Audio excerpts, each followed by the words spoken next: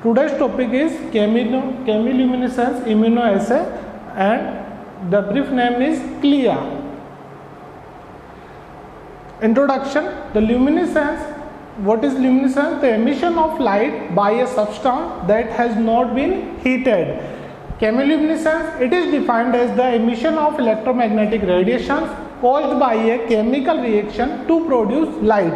And what is CLIA? CLIA is a assay, chemiluminescence immunoassay, and it is an assay that combines chemiluminescence technique with immunochemical reaction.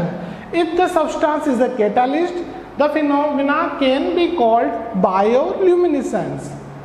Then it is emission of light when an electron returns from an excited or higher energy level. The excitation event is caused by chemical reaction and involves oxidation of an organic compound such as luminol, isoluminol, acridinium esters or luciferin, etc.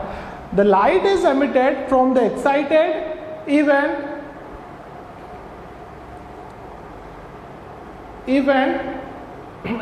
excited product formed in oxidation reaction.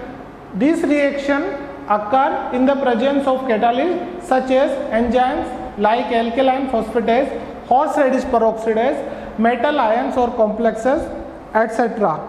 Reactions occur in the presence of catalysts such as enzyme like alkaline phosphatase, horseradish peroxidase, metal ions, etc. Then emission of light with limited emission of heat as a result of chemical reaction. The reactions are two compounds, compound A, B, and the intermediate excited is produced and the final product is produced with the light emission. For example, A can be luminol and B can be H2O2. Then the intermediate is 3-APA. APA means 3-amino phthalate, and this is in excited state, and the final product formed and light is emitted. This is luminol and peroxidase before adding hydrogen peroxide. You can see that there is no light, and after adding H2O2 we can see that the light is emitted. Then what are the requirements? Chemiluminescence involves oxidation of an organic compound such as luciferin, luminol, isoluminol, acridinium ester, etc. with oxygen hypochlorite or hydrogen peroxidase. Catalysts such as alkaline phosphatase or HRP, horseradish peroxidase, can be used, which further releases energy in the form of photons. Then the following chemical reaction can be performed such as luciferin, ATP, oxygen, oxyluciferin, AMP, CO2 and photons is produced. The next reaction can be luminol with hydrogen peroxidase and the final product is oxidized luminol with photons produced. Then the principle of CLIA is similar to the ELISA, that is sandwich technique. Monoclonal antibody coated well is used and the test specimen serum included antigen can be put into the coated well. Then HRP labeled antibody conjugate is added and test antigen sandwich between solid phase antibody and enzyme labeled antibody. We can say that the sandwich is formed in between the two antibodies, antigen is present. Then it can be incubated for 1 hour at 37 degrees centigrade and it can be removed unbound enzyme labeled antibody. Then chemiluminescence reagent is added. And finally, we can read relative light unit with the help of luminometer. We can see that this is the immunoreaction in which antigen and antibody reaction is produced. This is the antibody coated well and this is the antigen antigen including serum, and this is labeled antibodies, and we can see the reaction. And this separation is what is target molecule. This is the target molecules and this is the other components. And after chemiluminescence added, then the light is produced in the form of photons. Sorry. Then the applications of CLIA, such many hormones can be estimated with the help of CLIA, such as insulin, thyroxine, E2 estradiol, testosterone, progesterone, beta HCG, etc. And vitamin B12 can be estimated with the help of CLIA, and tumor markers such as carcinoembryonic antigen, alpha fetoprotein, AFP, and tumor markers. Few proteins, acute phase reactive proteins such as C-reactive proteins and tumor necrosis proteins can be estimated by the help of CLIA. And the other important uses are the genetic techniques such as southern blotting, including DNA suppression, DNA transfer, hybridization technology that can be included with the help of CLIA. Forensic sciences, this is the very important branch, and identification DNA in crime case, paternal dispute, classified DNAs of various organisms. These can be solved by the help of CLIA techniques. And food industry, food analysis is also on the basis of the CLIA technique. The limitation of CLIA is light leaks, light piping, and high background luminescence from assay reagents and reaction vessels are common factors which affect analytical performance. Thank you. Now the next topic is laboratory automation and the latest trends in laboratory automation. These are the contents and introduction of the laboratory automation. What do you mean by automation? During the past few years in clinical biochemistry, there has been a considerable increase in clinical demand for laboratory investigations. When the volume of work increased, there arose a need for work simplification. The efficiency of mono-step methods was further increased by the introduction of automatic dispensers and diluters for the common tests such as blood glucose, blood urea, serum creatinine, etc. And the definition of automation can be defined as use of laboratory instruments and specimen processing equipment to perform clinical laboratory assays with only minimal involvement of the technologist.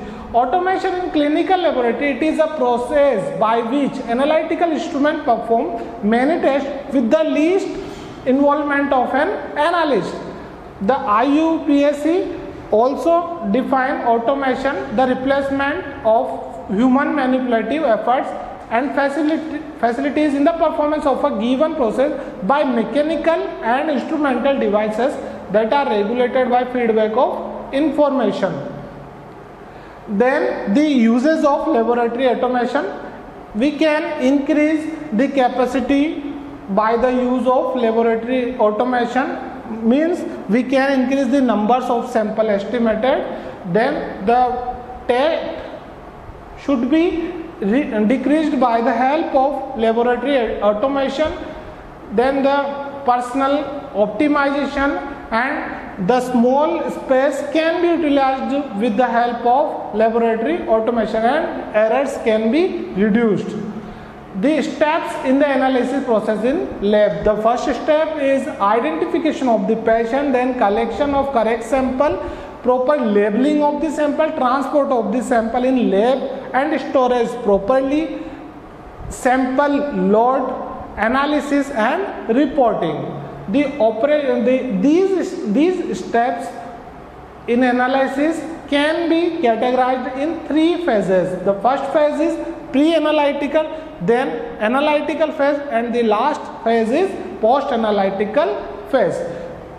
This is the pre-analytical phase. Pre-analytical phase includes prepare order, collect sample, transportation, accession sample, centrifuge, decapping, pre-sort or aliquots transport to the analyzer. These steps are included in pre-analytical phase. Then the analytical phase include only the sample processing in instrument, and the post-analytical steps includes that technical validation, transmit test results, post-sort, dispose of waste, store samples and sample retrievals. Then automation in pre-analytical phases. We can know that glucometer is a very common device, and it is used for the estimation of sugar. It is a very important example of automation in sample collection. Just press a button on fingertip and finger is pricked and analysis is also done. The other examples are robotic system, vacuum sample collection with vacuum. The technician need not pull the syringe, not pull the syringe. Blood gets sucked due to negative pressure filling the vacuum. We can see the diagram. This is the glucometer technique and this is the vacuum tuners, and the phlebotomist need not pull the syringe. Blood gets sucked into due to the negative pressure filling the vacuum tuner. There is no need to pull the syringe. Then identification of sample and labeling. Use of barcodes for identification of sample, where it can be scanned and read by barcodes reader accurately without human error. It provides all essential details about sample and patient.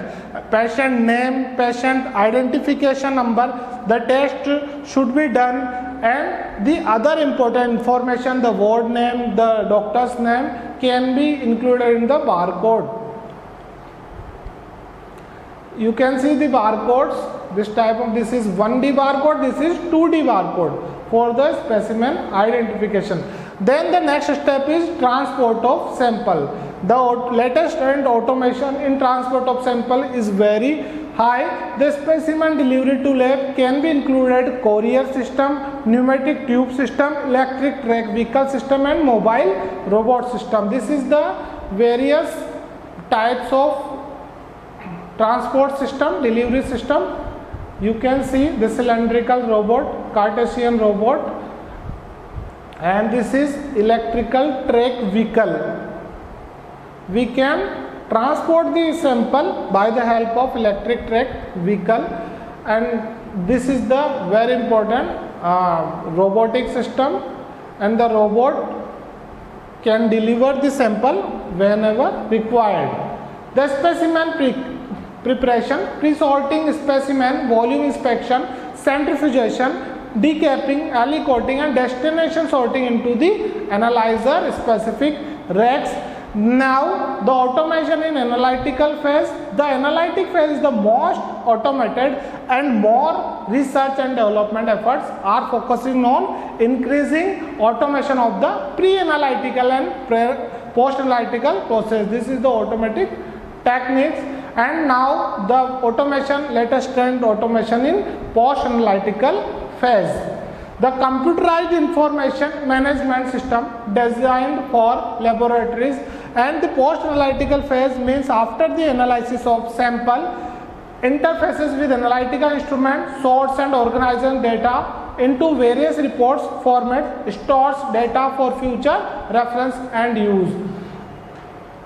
Now the future concept of automation, the robotic pipette, radio frequency identification, drone based sample dispatching, multi-layer perception, neural network. This is the future concept.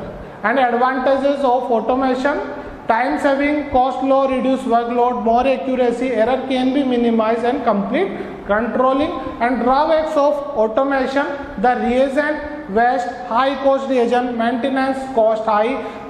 The very important drawback is job market going to be down. The hidden cost: labor, supplies, maintenance, loss in flexibility because of fixed process and limited throughput, overbuild and unnecessary complicated system design. Thank you.